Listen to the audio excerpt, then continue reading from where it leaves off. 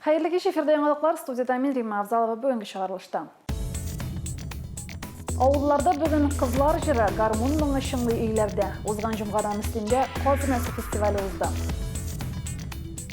Мүмкінліктері шеклі болса да, тұрмышны яратулары шексіз. Мүслімде инвалидлар мүмкіндігі старталды. Балалар фәнни еш білен шығылләне. Мүслим лицейында китап оқушылар конференциясы Росшуганда оқушылар білен донлы Мүслим есімлі семинар өтті. Әхәзір әрге һәм башқа вақиғалар хақында толырақ. Ноябрьнең соңгы якшәмбесендә әниләр көне билгеләп үтелә. Мөслимдә бу уңайдан район үзешчәннәре концерт программасы әзерләде. Концерттан Лилия Шәймиева репортажы. Әниләрнең кадерен белек исемле бәйрәм концертында алма төшәрлектә урын юк иде. Әниләр көне уңайыннан әзерләнгән концертта Тукай бизәкләре, Мизгел, Мөслим йолдызчыклары, Хәзинә бию ансамбльләре, Гүзәл кызлар һәм күңелле ноталар вокаль ансамбльләре, Мөслим тугайлары халык фольклор ансамбле, Ык буйлары халык җыр һәм бию ансамбльләре белән бергә район мәдәният йорты үзешчәннәре сәхнә тотты. Бу көнне залда утырган әниләр, дәүәниләр чын мәгънәсендә бәйрәм рухын тойды. Әниләр ничегенә яшьтә булсалар да барыбер әни. Без әниләрне бик яратабыз. Аларны кадерләп кенә торасы килә. Аллаһ Тәгалә аларга барсына да куанычлы озын гомерләр, бәрәкәтле мул тормышлар насип итсен. Әниләребез безне шулай һәр вакыт шатландырып, куандырып яшәсеннәр. Нинди бийек исем, нәрсә җитә ана булуга. Хатын кызның бөтен матурлыгы, бөтен күрке ана булуда. Аллага шөкер, без үзебездә әниләр, без инде ничә яшьтә булсак та, әниләр һәр кемгә дә бик кадерле. Аларны хөрмәтләп, санап яшисе килә. Һәм инде без үзебездә балалардан кадер-хөрмәт кенә күрәсебез килә. Hürmetli müslimeler, sizni Xатын kızlar бәйрәме белән, әниләр бәйрәме белән котлыймын. Сезгә сәламәтлекләрнең ныгын, шушы авыр заманнарда җырып чыгарлык көчен бирсен. Һәрберебез дә сәламәт яшик, сәламәт булыйк. Бу чарадан һәркем матур кичерешләр генә алгандыр. Балаларның һәр чыгышын әниләр дә, дәвәниләр дә яратып тамаша кылды. Сабыйларның уңышларына сөенеп утырды. Концерт күңелнең нечкә кылларын да тибрәндерерлек матур булды. Лилия Шәймиева, Динар Минхаҗев, Мөслим телевидениесе. Әниләр көненә тагын бер бүләк район мәдәният йорты фойесында Козымәсе фестиваленә йомгак ясалды. Бәйрәмдә бөтен дөнья татар эшкуарларына ярдәм итү ассоциациясе башкарма директоры Фәрит Уразаев, якташыбыз шагыйрь, драматург Ләбиб Лерон да катнашты. Күңелле милли бәйрәмдә безнең коллегаларыбыз да катнашты. Район мәдәният йорты фойесында кул эшләреннән бик матур күргәзмә оештырылган иде. Чиккә мендәрләр белән каршы алучы авылы күренеше дисеңме? Яшел үләндә каз бәбкә саклап утыручы әби композициясе булсынмы? Каз мамыгы һәм йоннары кауриларыннан ясалган башка төр эшләнмәләр булсынмы? Һәрберсе күз явын алырлык итеп эшләнгән иде. Худайның рәхмәте менә Мөслим җирлегендә узуы үзе бер саваплы күренеш. Чөнки безнең бу юла Мөслим җирендә бөтен Россия күләм Козымәсе бәйгесе булып уза. Шуның кысаларында һәм бу эш безнең традицион рәвештә һәр елны уздырырга тиеш дигән фикердә торабыз. Укырга кергәннән бирле шигәм. Беренче класска кергәч тә, укый башлагач та мәктәпләрдә хезмәт дәресләре булды. Әтиәнием киергеләр ясап, күрүчүкләр ясап, шулар белән өйрәнеп үстем. Гармон моңына кушылып җырлый-җырлый уңган кызлар һәм апалар каз йылкыдылар. Мөслимлеләр бу чарада да сынатмады. Оешканлык белән эшләнгән күргәзмә, сыйлы табыннар бәйрәм күрке булды. Бәйрәмгә мәктәпләр, балалар бакчалары да ныклап әзерләнгән иде. Тукучылык өчен шимал булып, киндер һәм йон кулланылган. Әлеге шималны җеп хәленә китерү, төрле алымнар һәм ысуллар белән тормышка ашырылган. Бигрәк матур, таза булып үскәннәр, йоннары, каурилары, мамыкларны беткәннәр. Авыл җирлекләре Козымәсенә җирлек уңганнары әзерләгән тәм-томнарда алып килгәннәр иде. Рушуган, Боланлы, Бәрәшбаш авыл җирлекләре кыш итеннән милли ризыклар тәкъдим итте. Чара төрле номинацияләрдә җиңү яулаучыларны бүләкләү белән үрелеп барды. Müslim rayonunda şunun kadar küp üstaqullu qатын kızlarımız, şunun kadar küp motorluqni ko'ra biluvchi, onu boshqalarga topshira biluvchi qатын kızlarımız, bular bizim bu ko'rgazmamiz naq shuni shog'ildira. Shunday motor minderlerden, shunday motor sürgülerden, shunday motor jeymelerden minamda eskitmeli motor ko'rgazmamiz var. Bu ko'rgazmani әзерләгән vaqtda bizga shunun kadar rahat bo'ldi, shunun kadar motor Qazılmasının şolay zorlap ötkərilüyüm, yəni benim birinci tapır görüyüm, hem şuşunday zor şarada tövbe tapır qatnaşıyorum, hem şuşu şaranın Müslim rayonunda ötüyü benim için big ehemmiyetli, hem big məğnəvi fikirge iyəli beytimin indi big zatlı manda uzun. Бүтін дүния Татар конгрессы ұйыштырған Қазымәсі фестивалі жеңушілері Бүтін дүния Татар конгрессының дипломнарын алды. Район көлемінде өткәрелгән Қазымәсі бәйгесендә җиңү яулаган авыл җирлекләренә район башкарма комитеты җитәкчесенең дипломнары һәм истәлекле бүләкләре тапшырылды. Лилия Шәймиева, Динар Минхаҗев, Мөслим телевидениесе. Әниләр көне уңаеннан Үзәк китапханәдә иҗатлы тормыш исемле әдәби кичә узды. Кичәгә район мәктәпләрендә укучылар чакырылган иде. Китапханәнең халыкка хезмәт күрсәтү бүлеге мөдире Эльвира Мәгалимова алып барган чарага кунак итеп җирлегебездә яшәп иҗат итүче райондашларыбыз чакырылган иде. Мөслим мәктәпләре укучылары очрашуга Пушкин картасын кулланып килделәр. Араларында шигырь язучы, проза дөньясын үз иткән егет-кызлар булуы да сөендерде. Әниләр исән чагында бу бәйрәм кадерлерәк, бу бәйрәм рәхәтрәк, бу бәйрәм матуррак икәнне искә төшерү өчен уйлап табылган дип әйтәсем килә, чөнки минем әни вафатыннан соң барлыкка килде бу бәйрәм, һәм миңа һәрвакыт бу бәйрәмдә авыр. Безне дөньяга барлыкка китерүче әниләр, алар гомер буе безне тәрбияләүчеләр дә, тормыш сукмагыннан безне җитәкләп алып баручылар да. Ничә яшьтә генә булсак та без балалар һәрвакыт алар өчен бала булып калабыз. Кадерле әниләребезгә әлбәттә инде меңнәрчә рәхмәт әйтсәк тә, аларны кадерләп бетерә алмаспыз. Әниләр көне уңаеннан әзерләнгән очрашуда кунаклар күбрәк әниләре турында сөйләде. Әни сүзенең тормышта мөһим урын биләвен ассызыклады. Әниме югалканга инде 20 елдан артып китте. Ләкин бер генә минутта, аның бер генә мизгелдә күңелдән чыкканы юк, ул һәрвакыт истә. Киңәшләшәм, аның белән аңа ошарым икән бу дип уйлыйм инде һәрвакыт. Аннан соң тагын бер бик кадерле кешем минем тормышымда, ул минем кайнанам. Без аның белән 21 ел бергә яшәдек. Менә мин үзем хәзер 2 малайның өйләндереп инде үзем кайнана булгач, һәрвакыт кайнанамның нинди сабыр булуына, улы йөрәкле булуына һәм бик акыллы булуына сокланам. Яшәешне без әниләр аша күрә башлыйбыз, өйрәнәбез, бишектән үк бит әннә дип телебез ачыла. Әни дип яшибез, яшь барган саен әнкәйгә табынабыз. Biz ир-егетләр шуны онытмыйк. Җәннәт әнкәйләрнең аяк астында. Менә без һәрвакыт әниләребездән хәйр-фатиха алып яши алсак, аларның хәйр-фатихасында булсак, ризалыгында булсак, безнең юлларыбыз да якты булачак, максатларыбызга да җиңелгә ирешәчәкбез. Чарада шигырьләргә дә зур урын бирелде. Райондашларыбыз үзләренең иҗат җимешләре белән таныштырды. Очрашуга килгән укучыларга районыбызның хөрмәтле кешеләре Сәйдинур апа Садриева, Роза Панизамова онлайн режимда җылы теләкләрен җиткерде. Лилия Шәймиева, Динар Минхаҗев, Мөслим телевидениесе. Әниләр исән булганда без һәрвакыт бала. Әни сер сыйдыручы, төпле киңәшләрен бирүче, авыр чакта терәктә ул. Мөслимдә яшәүче Гөлназ Сайфуллина да шундый фикердә. Кызы Адиләгә ярдәм итү өчен ул барысына да әзер. Шул ук вакытта үзе төп терәге булган әнисенә рәхмәт укып яши. Адилә һәм Гөлназ Сайфуллиналар гаиләсе турында алдагы сюжетта. Адилә Сайфуллинага тумыштан килгән С-формалы сколиоз диагнозы куелган. Авыру кызга 5 яшь булганда очраклы рәвештә ачыклана. Адиләгә бер артлы берничә операция ясала. Biz инде бүгенге көнгә хәтле 5 операция кичердек һәм менә 6-сын көтәбез инде. Чөнки безнең аркалар, кабыргалар тимердән җыелган инде. Аның бөтен аркасында тимер. Шул тимерләрне ел сайын үстереп бардык инде без. Елга 2 операция кичердек инде, елга 1 кичердек. Менә хәзер соңгы заключительный этап операция кичерергә торабыз инде. Балага тимер куеп, аны гомерлеккә куеп калдырачаклар инде шул тимерне. Минем исемдә Писарга баргач, шул профессорның бүлмәсенә кергәч операция дигән сүзләрне. Курыктыңмы? Әйе. бик куркытмый, потому что уже yerleşken. Ну, birinci тапкыр булганда куркыткан иде. Ну, хәзер җиңелрәк барга.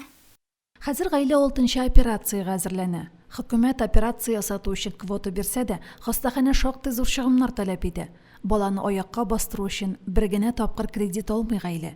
Бәхеткә, игелекле райондашларыбыз да ярдәм кулын суза. Былтыр инде безнең бит инде балага корсет билгеләделәр инде. Аны ел сайын алырга кирәк. Корсет бик кыйммәт инде, ул 50 меңнән артык.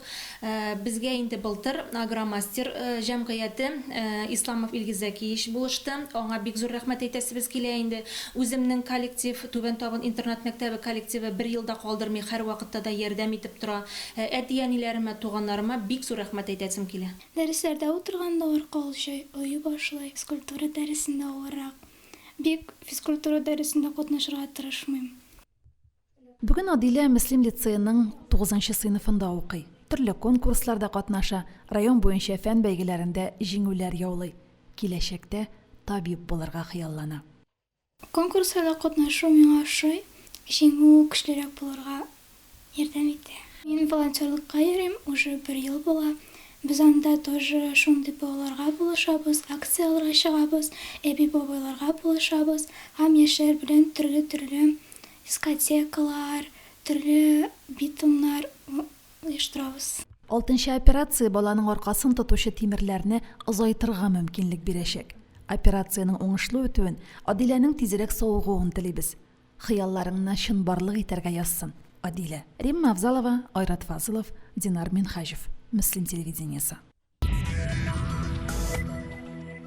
Эвелина Зиннатуллина да ярдәмгә мохтаҗ. Кыз йөри алмый, башка балалар кебек күп белергә омтылучы, кызыксынучы җорт телле кыз әнисе белән Симәк авылында яши. Быел гаиләгә һич уйламаганда тагын бер хәсрәт килә. Алар яшәгән өйнең түбәсе сыгылып төшә. Бәхеткә гаиләгә ярдәм кулы сузучылар табыла. Тезләре белән шуышы безне каршы алырга чыккан сабый, мин сезне шул кадәр көттем дип безне елмаеп каршы алды. 10 яшьлек кызда балалар церебраль параличы диагнозы. Спасибо, что починили нашу крышу. Я очень боялась этому.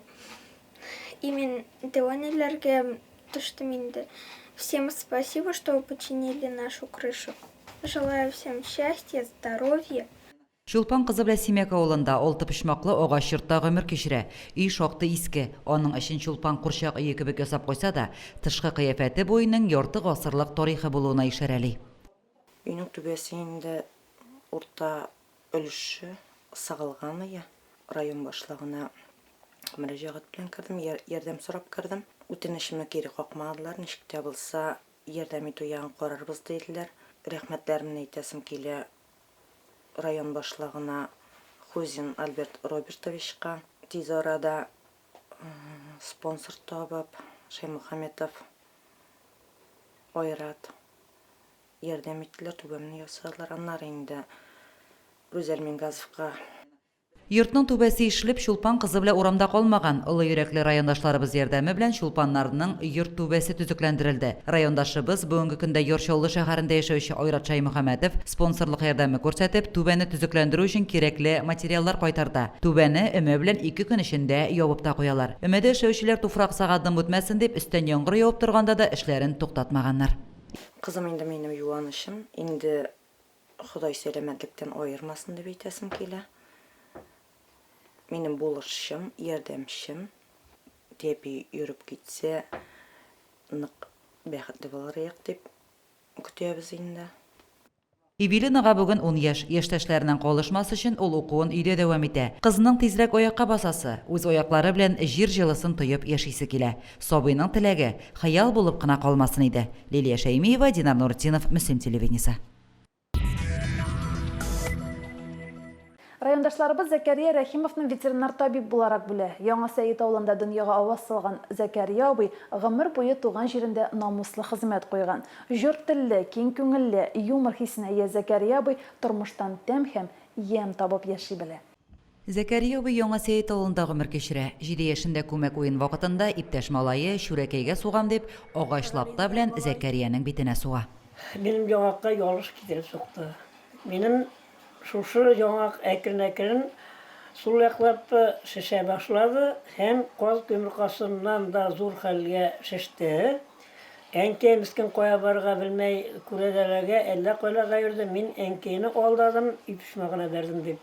Ипишмагын өшкүреп, әнәмәркланып йөрделәр.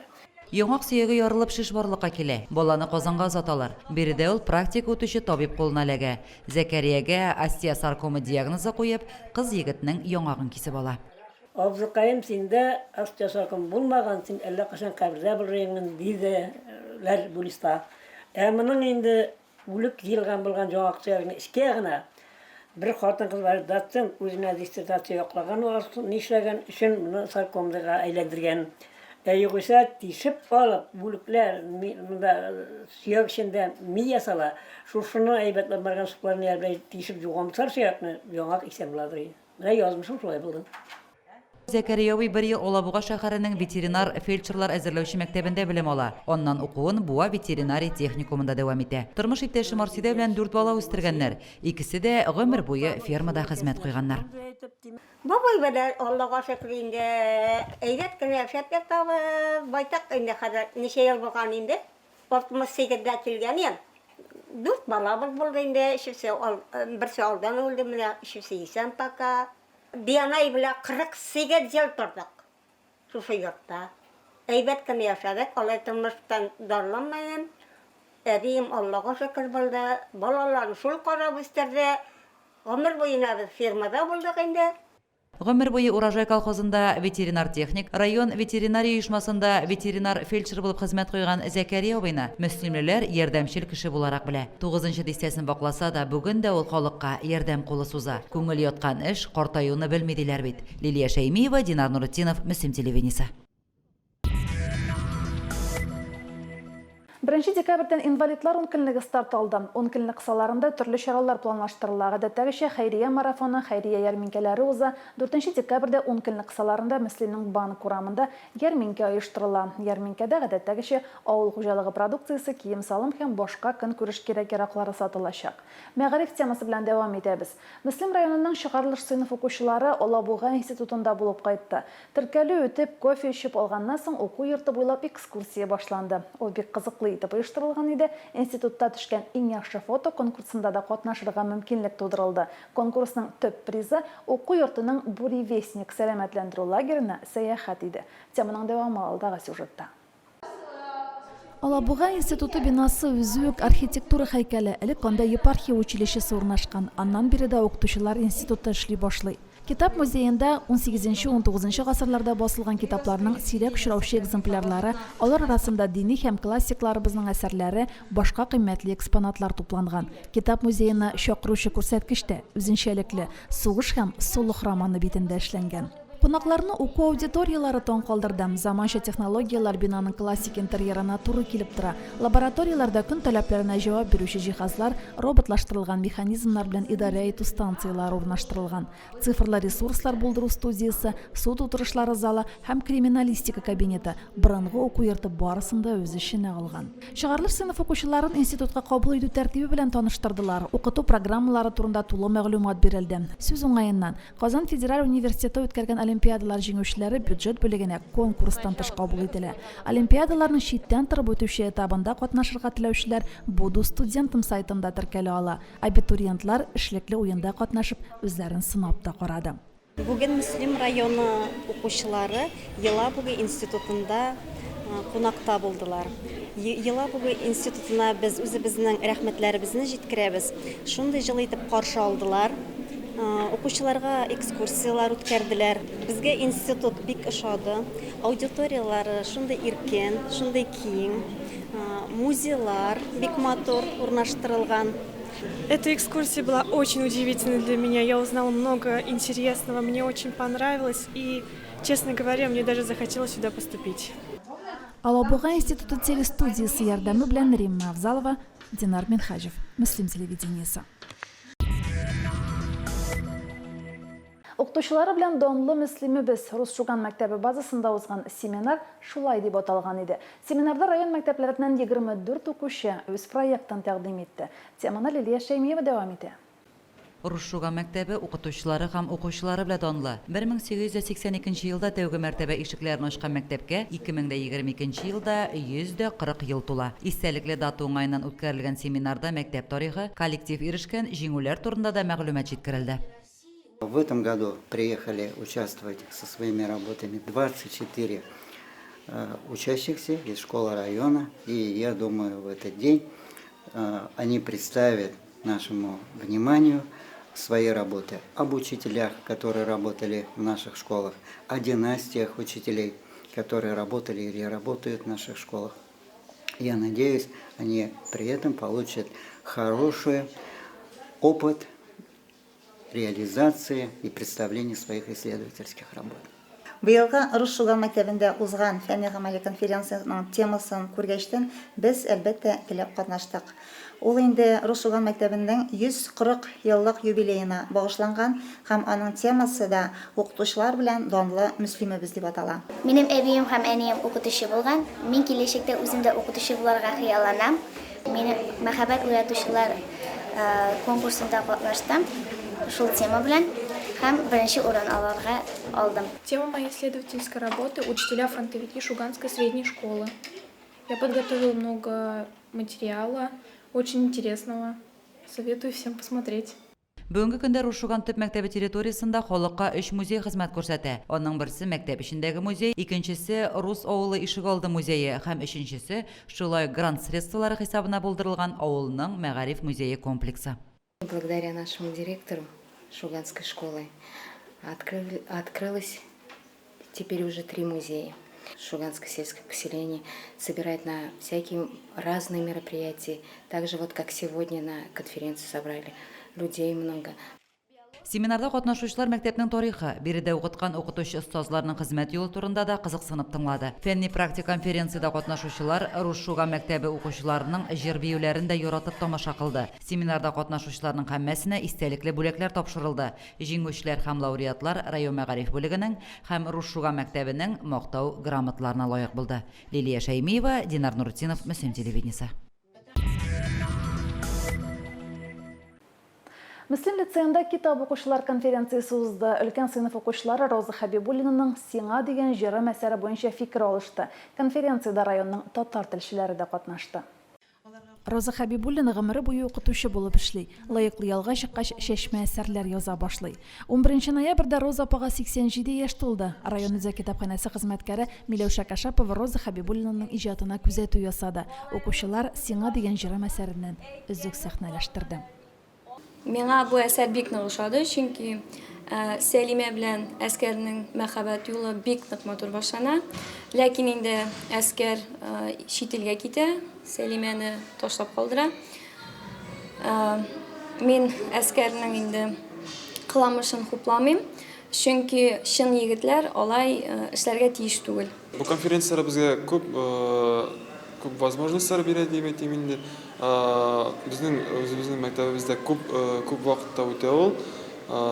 Бик нык кызыклы һәм безнең мәктәбебезгә бары бернинди үсү возможностьлары бирә диемсең инде. Мин бик шат монда конференцияләрдә булганымны, мин үзем мәктәптән горурланам. Музей хезмәткәре Йолдыз Зәкиева автор белән иҗади дуслыгы турында сөйләде. Йолдыз әсәрдән өзек тә тәкъдим итте.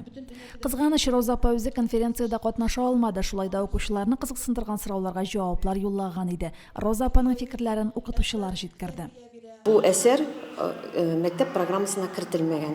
Бу әле яңа китап. Бу китапның эчтәлеге безне кызыксындырды һәм инде аның төп үзәк мәсьәлә булып анда яшьләр тора һәм инде яшьләрнең аралашуы укучыларыбызга да бу әсәрне җиткерергә булдык, таныштырырга булдык һәм дәрестә, әдәбият дәресендә бу әсәр белән таныштырдык, укып чыктык. Һәм укучыларда туган, үзебездә туган сораулар буенча инде менә шушы китап укучылар конференциясын үткәрергә булдык. 3 ел дәвамында менә шушындай проектны башлап җибәрдек. Ул китап укучылар конференциясе дип аталды. Беренче елны без аны үзәкләштерелгән китапханә белән берлектә үткәрдек. Икенчесе һәм өченчесе дип әйтәм инде еллар без мәктәпләргә чыгабыз.